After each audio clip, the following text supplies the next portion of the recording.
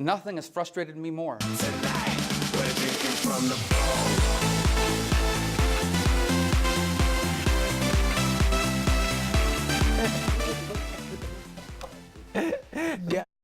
And while the emotion and overwhelming grief of the families is most important to address, the men and women who work in mortuary affairs also feel the impact. I've been out on the flight line in the middle of the night, standing at attention, saluting these brave, soldiers, sailors, airmen, and Marines as they come off the aircraft, and I'm facing the family. The family is immediately across from me, and there was one case where I saw a young girl, she was maybe 12, and she was crying, getting very emotional because her big brother was coming off the airplane. So that really sticks with me. In another case, we deal with the personal effects of the fallen, so it could be items that are on them when they fall in combat. It's wedding rings, it's necklaces, things they have in their pockets. And at one point I was back in our personal effects area just talking to the airmen that work there, making sure they're okay. And there was a personal effect out, and it was a little handwritten note in crayon, probably from a 6-year-old girl, that said, "I love you, Daddy." And it's tough.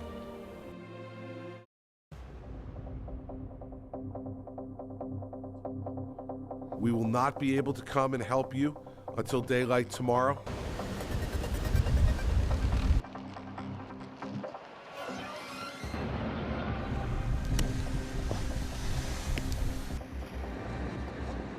I was trying to save my house, but the water's going inside now. Right now, the borough of Moonachie is basically underwater. Devastation. I've lived in the state all 43 years.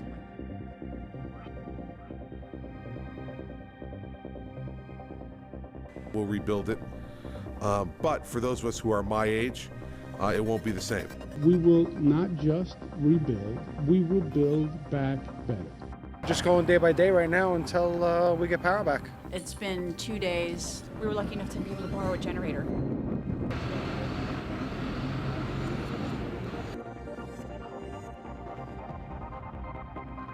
Progress is happening literally on an hourly basis. I got here at 9:59 a.m. and it's 1 o'clock in the afternoon. I'm by myself. I can't leave the car. I feel like I'm gonna faint over here.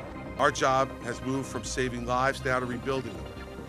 And we must work together to return New Jersey to normalcy as quickly as possible. I just spent $30,000 getting my home repaired, and it's all gone. Everybody got together. We team up as one because we are one family. Our focus is to ensure that we safely transfer all of the patients. For us to sit here today and say, well, this is once in a generation and it's not going to happen again, I think would be short-sighted. Part of learning from this is the recognition that climate change is a reality. We're not sitting around singing Kumbaya. This is really a dangerous, dangerous situation, and it's a real dangerous place in the dark. You're gonna die if we get killed with the weather. We're gonna die. We're gonna freeze. We got 90-year-old people. This storm has brought us all closer together. We're getting help that just came in off the parkway for the first time today, so it's good to see signs of life. Oh, it's just wonderful the way people are all coming together and chipping in. One piece at a time, one day at a time, we'll recover. Siobhan Fuller McConnell says her son Derek was always a fighter. Born with his organs on the outside of his body, he battled hernias and had repeated surgeries until he was 14 years old. He has a long history of medical issues, and he never let it get him down. He was always very positive, he was a fighter. He was the protective older brother that every sister needs. This is Derek's room. His Aunt Yvette renovated her house to accommodate Derek's special needs after he sustained life-changing injuries while serving in the U.S. Army in Afghanistan in 2011. Derek and I were very, very close from the time he was really little. I don't know why, but we just always clicked. Derek and his fiancée, Christina Dressler, were high school sweethearts. She was supportive when he started to talk about enlisting in the military. I mean, he didn't talk about it till maybe senior year, and at first it was the Marines. That's what he wanted to do, is I'm going into the Marines. I was like, all right, and then he changed his mind and went to Army. And as a single mom, raising 5 children, couldn't really afford to pay for college education, and the GI Bill was a godsend. Derek's older brother Michael also served in the Navy, and while everybody was supportive of Derek's decision to enlist, there was one part of his plan that they had trouble accepting. Well, when he told me what job he wanted, I wasn't too happy about that, but I still supported him. What job did he want? Infantry. Infantry. Which means? He's the front man. He was excited about being an infantryman. Oh, yeah. He was proud of it. Sadly, his family's fears were realized just 3 months into Derek's first tour in Afghanistan, when he stepped on an improvised explosive device. It was a miracle that he came away unscathed, but his luck ran out when he stepped on a second IED while trying to save another soldier. The night before he was injured, we had a conversation. Love you, miss you, be safe. He says, okay, I gotta get to bed, I have a mission in the morning. Next thing I know, my phone was ringing. Ma'am, I'm sorry to have to tell you this, but your son Derek was injured while on patrol this morning. And that changed our whole world right there. Shaban says the 6 days Derek spent traveling from hospitals in Afghanistan to Germany to the U.S. were the hardest of all. Information about his condition was sketchy. They prayed he would stay alive. Derek arrived at Walter Reed Medical Center in Maryland nearly a week later, and the family was waiting. July 29th, he arrived around 6 p.m. to Walter Reed. We were standing on the curb. He didn't even look alive. His legs were gone. His arm was in this big yellow thing that we called SpongeBob. And he was yellow. It took 4 months before the doctors were able to turn to Derek's family and say, "We're out of the woods." For the next 9 months, his mother and then girlfriend Christina sat by his side at Walter Reed Medical Center. Collectively, they watched Derek go through 36 surgeries. He was treated by 34 different medical teams and underwent dozens of procedures. I can't wait to stand up the first time. I can't wait to walk for the first time. These are all things that have been in my dreams, and each night as I sleep, they become a little more close to reality. Christina left college and lost her job so she could stay by Derek's bedside. Shaban also lost her job as an attorney for an Essex County law firm. At the end of that long year, Derek proposed to Christina.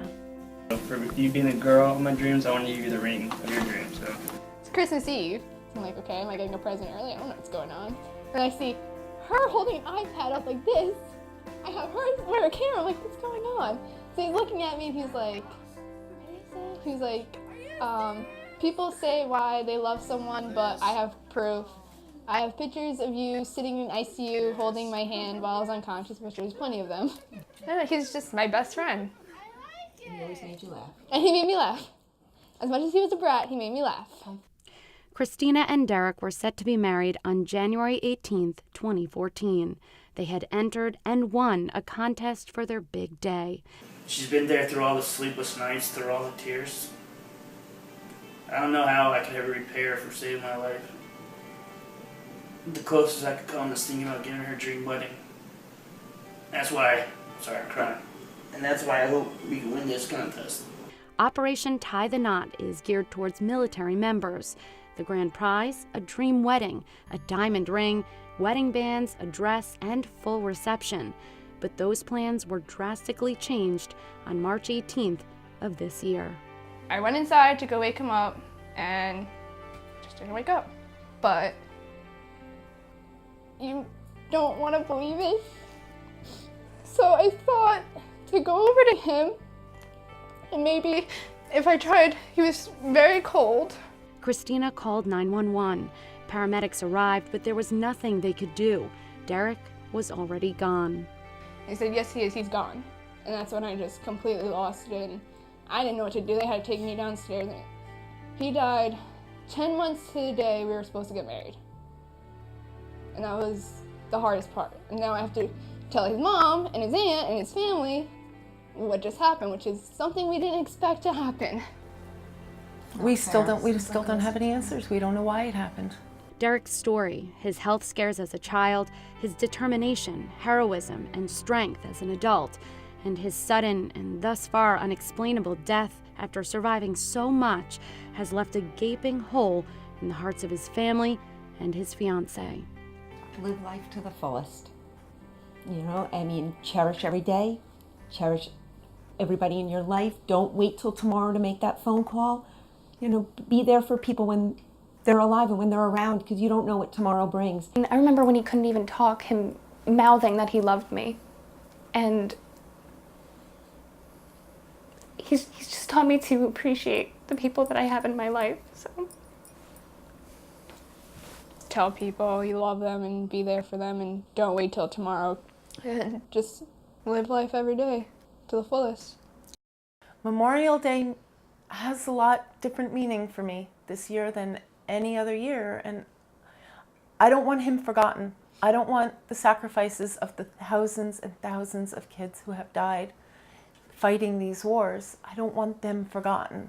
Life is the greatest gift that God can give, and we should honestly appreciate every second of it.